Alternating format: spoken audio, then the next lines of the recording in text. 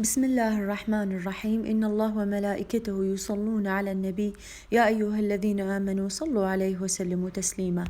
السلام عليكم أعزائي المشاهدين، وأهلا ومرحبا بكم في قناتكم قناة الطبخ العراقي الأصيل. اليوم حبيت أسوي لكم طرش الفلفل الحار والبارد، وهذا الطرش أيضا سريع وطلبوه مني يمي كثير، وحبيت أنبذ لهم خطية حتى خاف يستفادون منه بشهر رمضان. المهم خلينا نبدأ بالمكونات. طبعا أحتاج إلى كيلو من الفلفل، هذا فلفل بارد وهذا فلفل حار، كل صنف منه كيلو، هذا كيلو وهذا كيلو. احتاج الى الخل هنا انا خليت خل تمر، هذا خل التمر اجاني كلش حامض فسويت خففته، يعني خليت 4 كوب من خل التمر يعادل 8 كوب من الماء، يعني 4 قلاصات من خل التمر زائدا 8 قلاصات من الماء.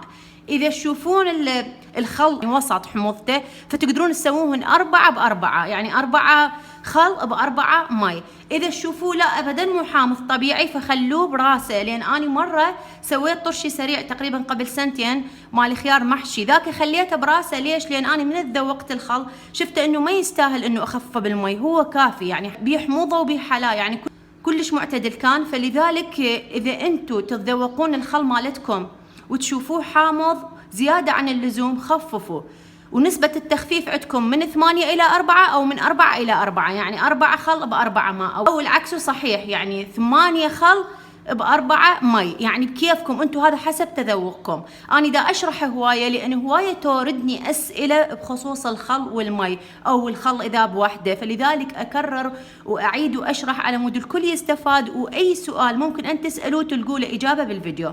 طبعا احتاج الى بقدونس او كرفس، الكميه حسب اللي ترغبوها، انا خليت تقريبا اكثر من نص ضمه. واحتاج الى 20 فص من الثوم، الكيلو وين تاخذ عندي 20 فص من الثوم. واحتاج الى ملعقتين اكل ملح، هذا ملح عادي، ملح الطعام مو ملح بحر، اذا متوفر عندكم ملح بحر كيفكم، انا دائما استخدم ملح طعام. وملعقتين اكل ملح، يعني كل ملعقه تساوي 10 مل، اللي هي ملعقه الطعام الكبيره اللي نستخدمها اثناء الاكل، استخدموها وقيسوا بها ملعقتين ملح. هسه واضح صار المكونات عندكم؟ اي سؤال اي استفسار ما اعتقد راح يدور بذهنكم لان وضحت لكم المساله. خلينا نبدا بطريقه العمل. اول شيء راح اضيف البقدونس او الكرفس، واضيف الملح والثوم، وراح اخليهم على النار الى ان يغلون. بعد ما قام يغلي الخل ويا البقدونس والثوم او ويا الكرفس والثوم، راح اخلي هذا الفلفل، هاي نوعيه الفلفل راح اخليها لان هاي شويه تاخذ وقت اكثر من البارد، وراح انتظر عليها 4 دقائق بس. انا بالشتاء قبل من سويته فصل الشتاء الطش الاصفر انتظرت عليه 8 دقائق، لو كان هذا في فصل الشتاء كان تركته 8 دقائق يلا بعدين ضفت عليه الفلفل البارد. زين، وهسه راح تسالوني ليش ما تطلعي يعني من الخل عاد مو يذوب؟ لا ما يذوب، لان هاي نوعيه الفلفل اللي عندي قاسيه. زين، فهو هذا الوقت الصحيح والمدروس اللي اني صار لي فتره اسوي عليه وناجح عندي. فاذا انتم عندكم الفلفل يطرى اكثر من اللازم فقللوا وقت الدقائق، يعني هاي ما يحتاج لها يعني شرح، يعني انتم بكيفكم، بعد عينكم ميزانكم، انتم قللوا وقت الدقائق اذا عندكم الفلفل ينهري بسرعه. فهسه راح اخليه 4 دقائق وارجع اخلي الفلفل بارد فوقه. وهنا بعد مرور دقيقتين راح انتظر عليه دقيقتين اخرى.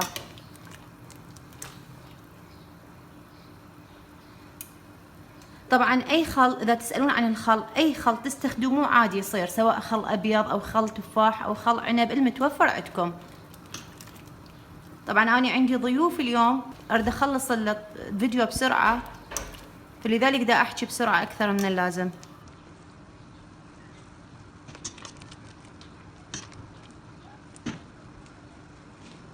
هسه بعد مرور 4 دقائق راح اضيف الفلفل البارد، وشوفوا ما طلعته اني الفلفل الحار بقيته.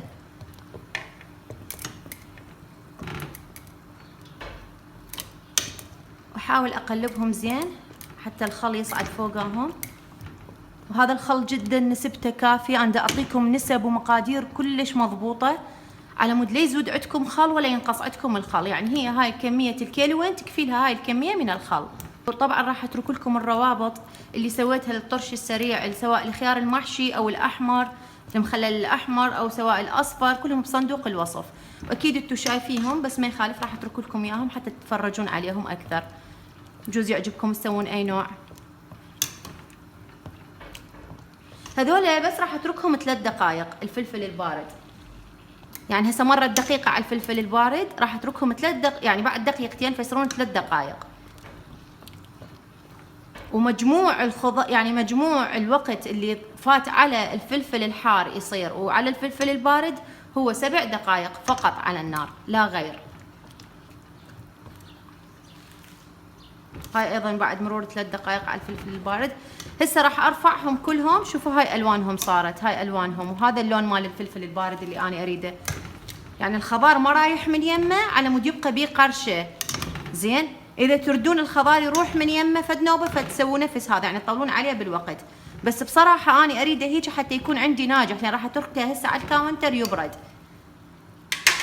هسه راح اطفيه وارفعه على الكاونتر يبرد. انا رفعته من على النار وخليته على الكاونتر حتى يبرد، وراح اخلي عليه ثقل على مود الفلفل، لان مثل ما تعرفون انتم الفلفل يطفو على سطح الخل، وانا اريد الفلفل كله يتنكه ويتنقع بالخل. فايش راح اسوي؟ راح اخلي عليه ثقل، اي مواعين اي شيء، المهم اخلي عليه ثقل حتى يصعد الخل ويتبل لي كل الفلفل.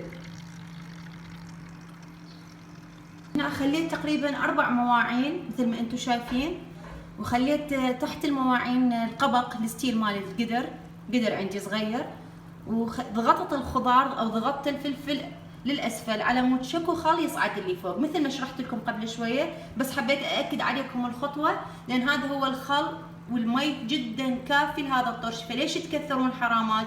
يعني هي هاي الكميه المناسبه للكيلوين الفلفل، فلذلك انتم اذا تشوفوه يصعد وراح تقولون لا ما راح يدخل له الخل وما راح تدخل له التتبيله يعني للفلفله، فايش تسوون؟ تخلون ثقل وتكبسوه حتى كل الخل يتداور بين الفلفل. زين، ورا ما يبرد ارجع لكم حتى نعبيه بالبرطمان. هنا بعد ما برد الطرشي تماما راح اشيل منه هذا الثقل اللي انا خليته، هذا لونه مر عليه هنا تقريبا 3 ساعات على بروده. يعني انتو حسب البيت، انتو حسب جو حرارة المطبخ. يعني مرات عندي الطرشي ساعتين ويبرد، مرات ياخذ 3 ساعات، مرات 4 ساعات. بس يبرد تعبوه بالبرطمان يكون جاهز للاكل، يعني فور بروده يكون جاهز للاكل، تحتفظون بيه بالبرطمان. طبعا هنا انا بسترت هاي الزجاجه بمي حار، تقدرون تعقموها ايضا بالخل يصير، بس انا دائما بسترها بالمي الحار. راح هسه اعبي الطرشي او الفلفل البارد او مخلل الفلفل البارد والحار بالبرطمان.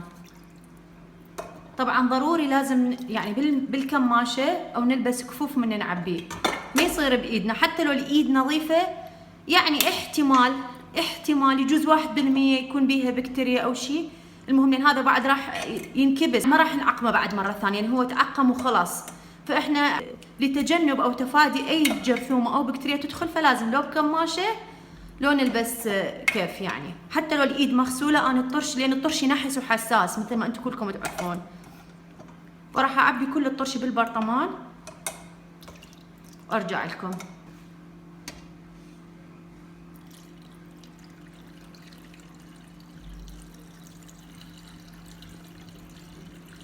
لازم اغطي المي اعلى الطرشي.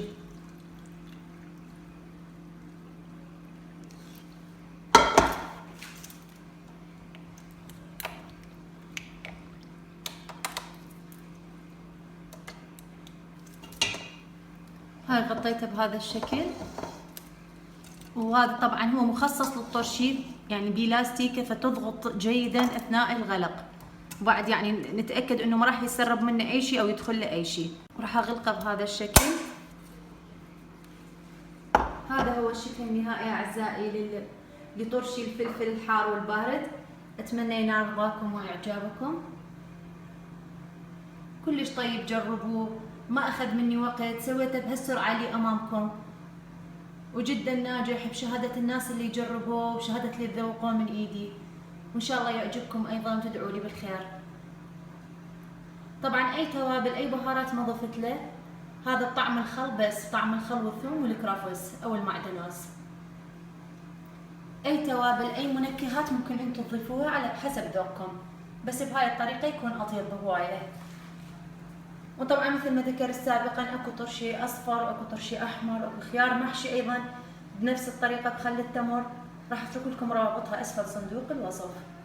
هذا شكل البرطمان بعد ما غلقته او المرتبان، بالدول الباقية يسموه مرتبان او بطرمان، احنا نصيح له برطمان.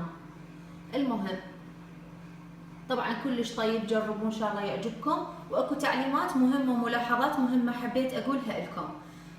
اولا هسه مثلا هذا انا الطرشي عندي، هذا اقدر اخليه سنة على الكاونتر ما يصير بيه اي شيء، بس من افتحه ضروري للافضليه انه ارجعه بالثلاجه. ليش؟ لانه احنا الهواء مالتنا ما نضمن ايش فيه من جراثيم وبكتيريا، فاذا نضل نفتحه ونسده على الكاونتر احتمال تدخل له هواء وبكتيريا ويفسد، او احتمال يعني يصير بيه طبقه بيضاء. فالافضل انه نحتفظ به بالثلاجه، لانه هنا بعمان الجو عندنا كلش بارد، ولا مره خليته على الكاونتر وخرب عندي. بس انا دا احكي بالنسبه للعراق والبلدان الحاره يحتفظون به بالثلاجه احسن. زين، هاي نقطة اللوخ من نريد نطلع منه كمية للغداء أو للعشاء، ضروري ما نرجع الكمية المتبقية من الغداء والعشاء لنفس البرطمان الكبير، لا لازم نحتفظ بيها ببرطمان صغير على حدة، يعني على مود نضمن إنه ما راح يكون بها بقايا أكل ودهون فتتلف لنا العلبة الكبيرة مال الطرشي اللي إحنا ناخذ منها كل مرة. زين، هاي من النقطة. النقطة الثالثة بالنسبة للي يسأل إنه هل هو مستوي أو لا، طبعا هو مستوي وأصبح جاهز للأكل، بما معناه لذيذ وكأنما مخلل لأسبوع أو ل10 أيام، يعني جدا ناجح. طبعا كل ما يعتق يصير أطيب وأطيب. وضروري عدم مد الاي دي بي، يعني مرات احنا نخليه على الكاونتر او بالثلاجه وما نعرف انه الجهال مدت ايدها. احنا كنا بالبيت عندنا اولاد، يعني الجهال يعني اولاد، فيعني ما نضمن انه ما فتحوا الثلاجه من ورانا، لازم نكون حريصين احنا نبعده عن ايدهم قدر الامكان او نراقب، لانه بس مدت ايد وسخه داخل الطرشي يخرب. يعني هي كل ام حسب تربيتها لاولادها تعودهم انه ما يفتحون هالشيء هذا، او اكو اشياء مخصصه للاكل ثانيه، هذا الطرشي ما يصير احنا ناكله الا بالوجبات. وطبعا مثل ما ذكرت سابقا انه الاغلاق المحكم هو سيد نجاح الطرشي، لازم احنا نغلقه اغلاق محكم. هذا الوجه انا رسمته، شوفوا ايش قد حلو، سويته ايموجي يضحك. انا احب هاي الاشكال، احب تزيين العلب، اعشقها. ومثل ما ذكرت سابقا تقدرون تحتفظون به هسه على الكاونتر، اذا كانت منطقتكم بارده عادي ما يخرب وما يصير عليه اي شيء، واذا كنتوا تعانون من الحراره مثل بلدي العزيز العراق فممكن تحتفظون به بالثلاجه. واشوفكم على خير وسلامه وصحتين والف عافيه، واشكر كل متابعيني الاعزاء، نتمنى للجميع حياه سعيده ان شاء الله، وصوم مقبول وافطار شهي بعونه تعالى، والسلام عليكم ورحمه الله وبركاته.